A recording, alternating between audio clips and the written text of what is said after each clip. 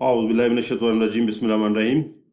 हमारा आज का जो टॉपिक है inter conversion of potential energy and kinetic energy, यानी पोटेंशियल एनर्जी को काइनेटिक एनर्जी में कन्वर्ट किया जा सकता है और काइनेटिक एनर्जी को पोटेंशियल एनर्जी में। तो इसकी मुख्तलिफ एग्जांपल्स हैं पोटेंशियल एनर्जी और काइनेटिक एनर्जी की। पहली एग्जांपल जो है फॉलिंग बॉडी केस है।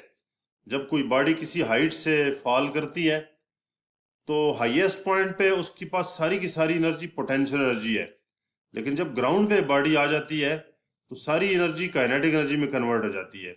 अब मसलन इसकी मिसाल देख लें, ये ग्राउंड लेवल है, ये कोई बॉडी है जिसकी मास m है, h हाइट पर है, ये h हाइट पर है। तो अब हाईएस्ट पॉइंट पर जो b पॉइंट है इस पे सारी की सारी एनर्जी पोटेंशियल एनर्जी है, और पोटेंशियल एनर्जी कितनी है, mgh। m mass of the body, g acceleration due to gravity और h हाइट है ये।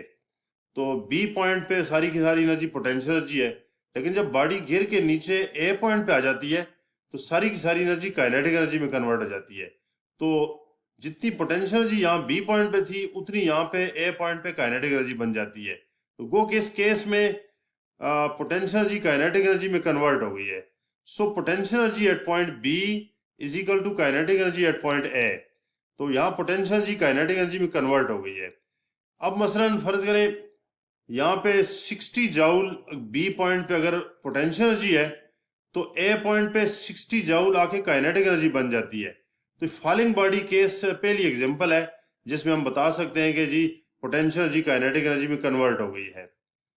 इससे आगे नेक्स्ट एग्जांपल आ जाती है सिंपल पेंडुलम की मिसाल है कि सिंपल पेंडुलम ये केस है। अब ये पेंडुलम बाब इस तरह वाइब्रेट करता है between point A and B, इस तरह वाइब्रेट कर रहा है। अब ये ए और बी पॉइंट दोनों जो है ये एक्सट्रीम पोजीशन है और ओ पॉइंट मीन पोजीशन है।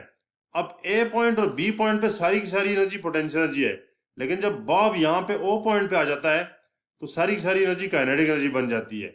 So potential energy at point A is equal to kinetic energy at point O. ये नीचे इक्वेशन में भी यहाँ दिया हुआ है, potential energy at point A is equal to kinetic energy at point O. तो ये दूसरी एग्जांपल है सिंपल पेंडुलम की, यहाँ भी पोटेंशियल एनर्जी काइनेटिक एनर्जी में कन्वर्ट हो रही है।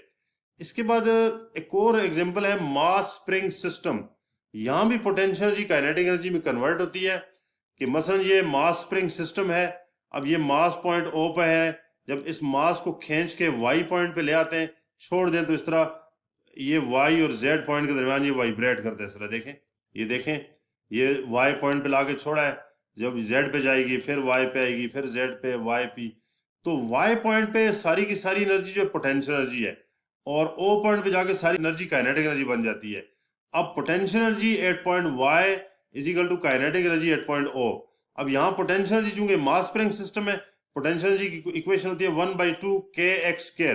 के स्प्रिंग कांस्टेंट है और एक्स डिस्प्लेसमेंट है बॉडी का, कहां से कहां तक, ओ से वाई तक, ये डिस्प्लेसमेंट एक्स है।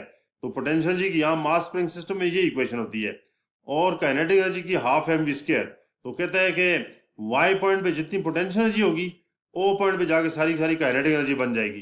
तो यहाँ भी इंटर कन्वर्जन ऑफ एनर्जी हो रहा है कि पोटेंशियल एनर्जी काइनेटिक में जा रही है, फिर ओ पॉइंट से जब जेड पॉइंट पे बॉडी जाएगी तो दोबारा काइनेटिक एनर्जी पोटेंशियल एनर्जी में कन्वर्ट होगी, फिर जेड से ओ पे आएगी, फिर वापस काइनेटिक बन जाएगी, फिर जब दोबारा ओ से वाई पे जाएगी फिर पोटेंशियल एनर्जी बन जाएगी। तो इस तरह बार बार पोटेंशियल काइनेटिक में और काइनेटिक पोटेंशियल में जा रही है। तो ये दोनों जितनी वाई पॉइंट पे पोटेंशियल एनर्जी है उतनी ओ पॉइंट पे काइनेटिक एनर्जी बन जाएगी।